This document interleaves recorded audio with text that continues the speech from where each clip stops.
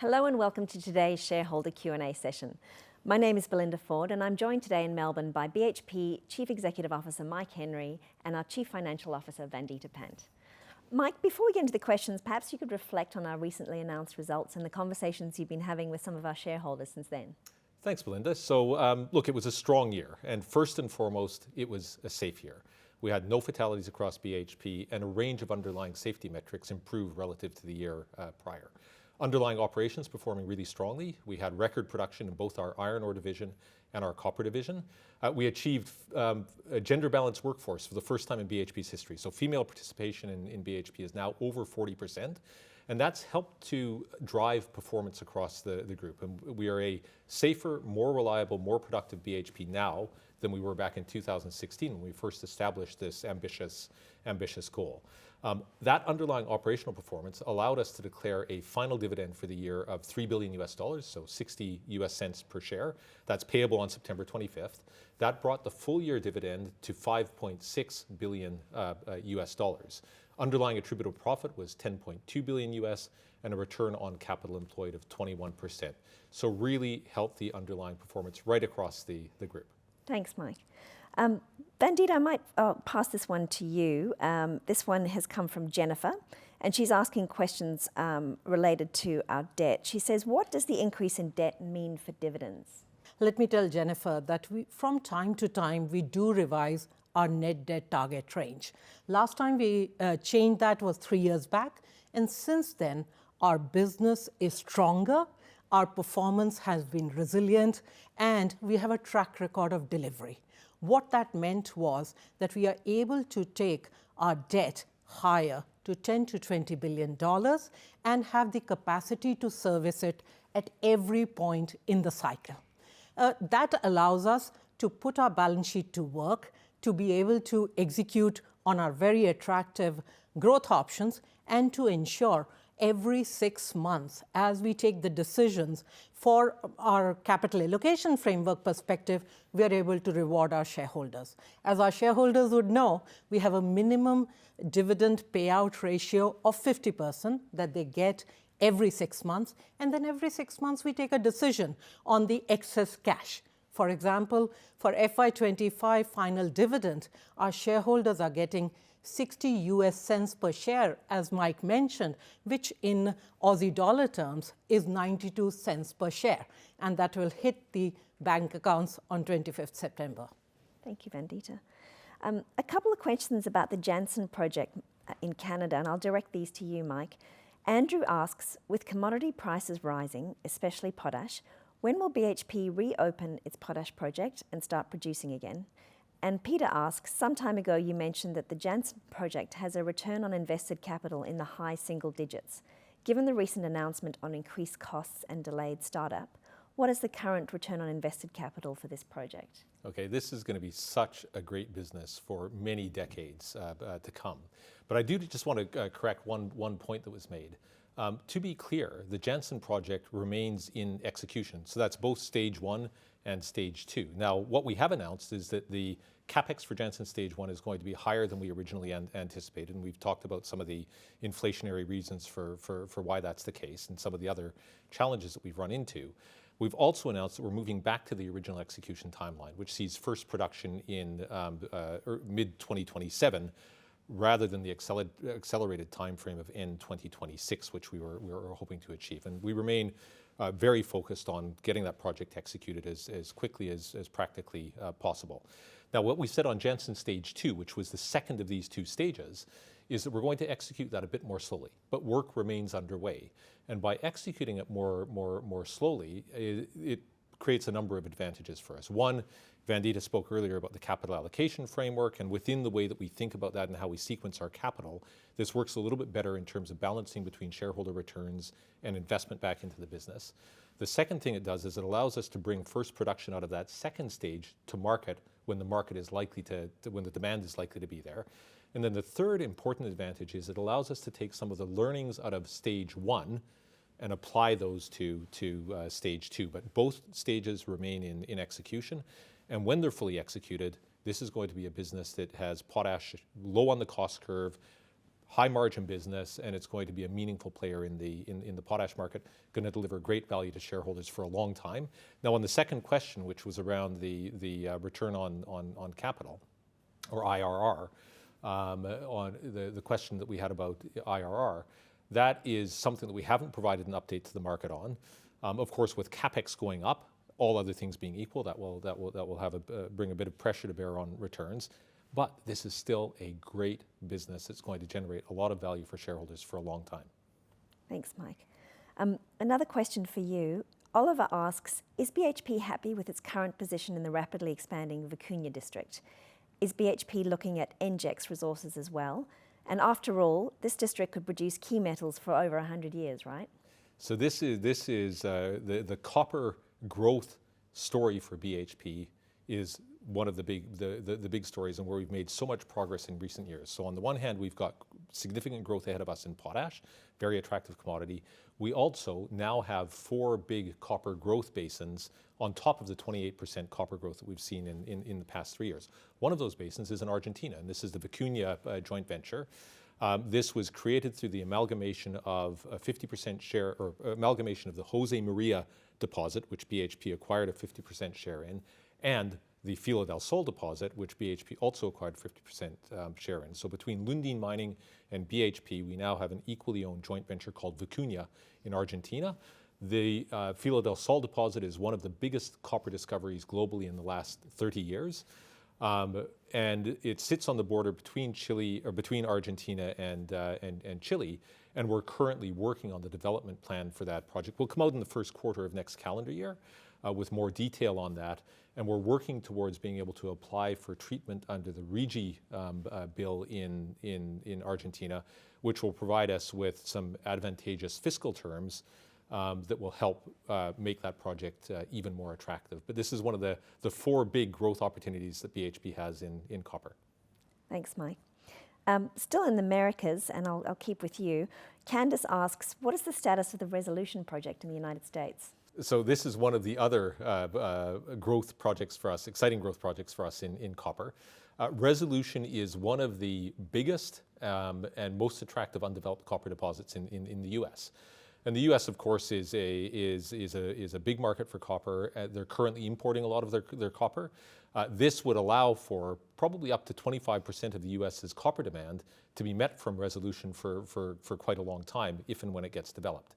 Now, it's been in the permitting process for a number of years now, and there's a key action that needs to be taken called a land exchange. And this is securing rights to some surface land from the U.S. government in exchange for other land that Resolution Copper will provide to government. And once that happens, then Resolution Copper is able to better drill and understand the resource that sits below that land, and together with the land that Resolution Copper already understands well, they can then develop an optimized mine plan, which helps take them towards a final investment decision.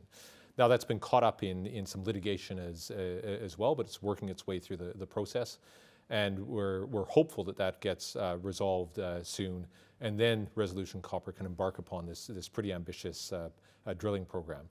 Now, both BHP and Rio, the other joint venture partner owner, and Resolution Copper have voiced continued strong commitment to ongoing engagement with First Nations in and around Resolution Copper, as well as other proximate stakeholders. Thanks, Mike. One more, and bringing us back to Australia. David asks, what is BHP's view on the recent Australian government discussions around productivity? Well, look, I hope everyone welcomes the federal government's focus on productivity and economic reform. Critically important for the nation that we lift productivity. Australia has to stay competitive globally. And the reality is, we just spoke about the U.S. The U.S. is very focused on drawing in investment, including in mining, and that support is, of course, quite welcome. We see the same thing happening in Canada and other jurisdictions. Australia, at the end of the day, needs to be able to compete for global capital. In order to compete for that global capital, it has to be able to drive improved productivity through a variety of reforms. We have to have fiscal terms here that are attractive, stable and attractive globally. We have to have the right skills in place and the right approach to how we handle industrial relations and drive productivity together with the workforce. We have to be at the forefront of how we skill people up and deploy artificial intelligence here. And importantly, energy. We have to have stable, reliable, affordable energy on the path to net zero. And the reality is right now, Australia has electricity costs that are 2 to 3 times higher than the countries that we're competing with, and 50 to 100% higher than the US.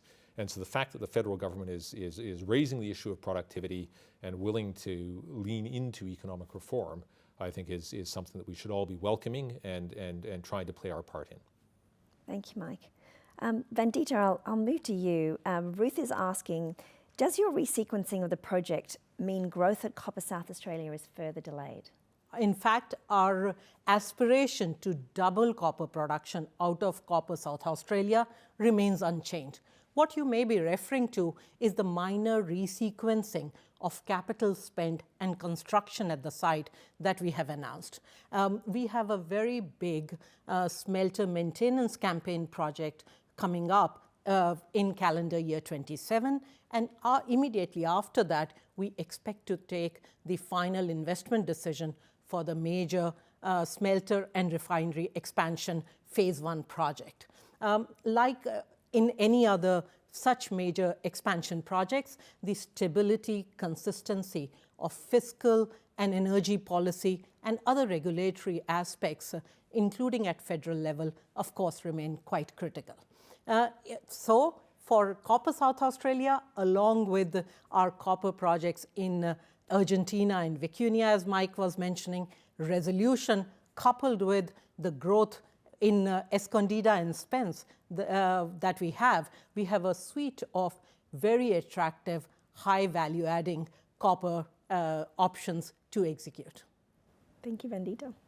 A question on decarbonisation, which I'll direct to you, Mike. Andrea asks, we've heard reports that BHP is pulling back on decarbonisation plans because of capital constraints. Is that the case? No, not at all. BHP remains every bit as committed to achieving a 30% reduction in operational emissions by 2030 relative to a 2020 baseline, and we're well on track to achieving that. I think probably where the question is coming from is that we did announce as part of this past results that the planned capital expenditure on decarbonisation of $4 billion by the end of this decade has fallen to $500 million. But the reason behind that is all to do with technology and equipment readiness, and specifically trucks and locomotives. So the situation is that our next wave of decarbonisation is really going to come from taking these haul trucks that we have on our operating sites that run on diesel, or our locomotives that run on diesel, and electrifying them. But for us to be able to do that, the equipment manufacturers have to develop that new type of equipment. And what they've come to us and others in the industry indicating is that that development and commercialization is going to take a bit longer than they were originally anticipating. And so our ability to spend those dollars gets pushed out a bit in time. And at the same time, all of the renewable electricity infrastructure that we were going to develop to service that higher power demand also gets pushed out in time. But again, no change to our commitment and ability to achieve a 30% reduction in operational emissions by 2030. Now, how we're doing that is through greater use of renewable power. And in fact, 70% of BHP's electricity consumption now comes from renewable power. So we've made great strides on that front, more to go. And then the wave beyond that will come from this electrification of our trucks and locomotives right across BHP. Thanks, Mike. Now to you, Vandita. Chris asks, with the WA EPA approval of the $4 billion Port Hedland Iron project backed by POSCO, how is BHP positioning itself to support or participate in downstream value-adding initiatives like the hot briquetted iron production? And what role will renewable energy and hydrogen infrastructure play in our long-term strategy for iron ore and decarbonisation?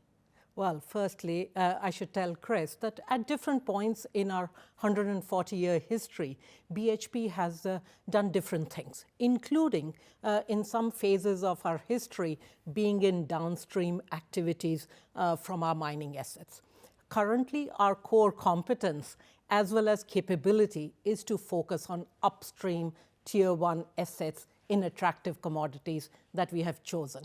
And we believe that that is the best way of creating maximum and greatest value for our shareholders.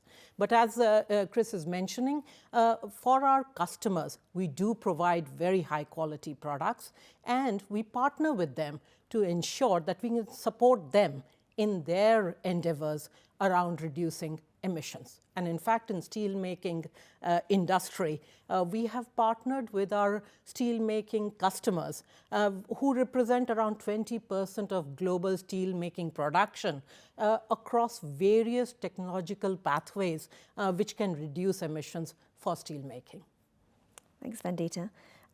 Two questions down our portfolio, which I'll direct to you, Mike. Andrew asks, with uranium becoming a major global commodity that's sought after, and in which BHP has substantial resource holdings, when will BHP start capitalising on this? And Glenn asks, will the company be selling its coal mines in Queensland?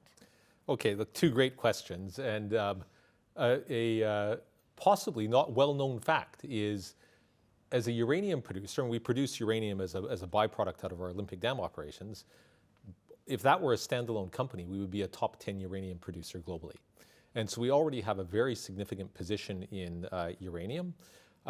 Yes, there's a bit of a nuclear renaissance underway globally now, so we do expect strong uranium demand going forward, but we're quite happy to focus on the position that we currently have, where we're already supplying about 4 to 5% of the world's uranium demand annually. Now, on the second question, which was around the coal portfolio, over the past 5 years, in essence, we have about halved BHP's coal portfolio, because the decision that we took was we wanted to focus our coal portfolio on only the best of the best coals that, as steelmakers seek to reduce their emissions, the emissions intensity of their blast furnace steel production, they need better inputs. And so what we said is we want to have a portfolio that's comprised of those coals that are going to be in greater demand as steelmakers do that. And that's the portfolio that we've now created. And the other coals, so the lower quality steelmaking coals or the thermal coals, we've essentially exited from the portfolio, bar the New South Wales Energy Coal Mine, which we're mining to closure by 2030. So the current portfolio in Queensland remains core to BHP. Thanks, Mike.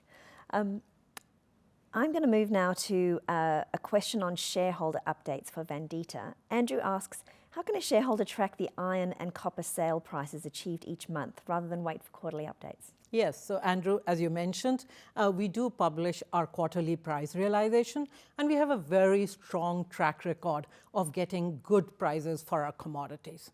But if you know about mining and commodities market, more or less, commodity prices do what they will do.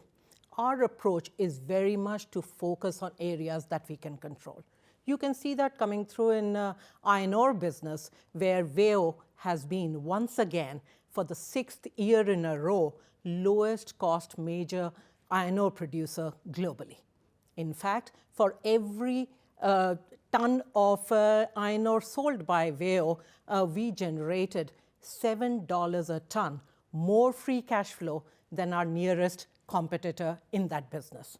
If I talk about copper, last year copper prices increased by 7%, but most importantly, our copper portfolio generated an impressive margin of 59%. So copper is already contributing 45% of group's EBITDA. And as you saw what Mike mentioned, we have an exciting growth coming in. So rest assured, we're very focused on all the controllables, and you can see that come through in the margins as well as on return on capital employed.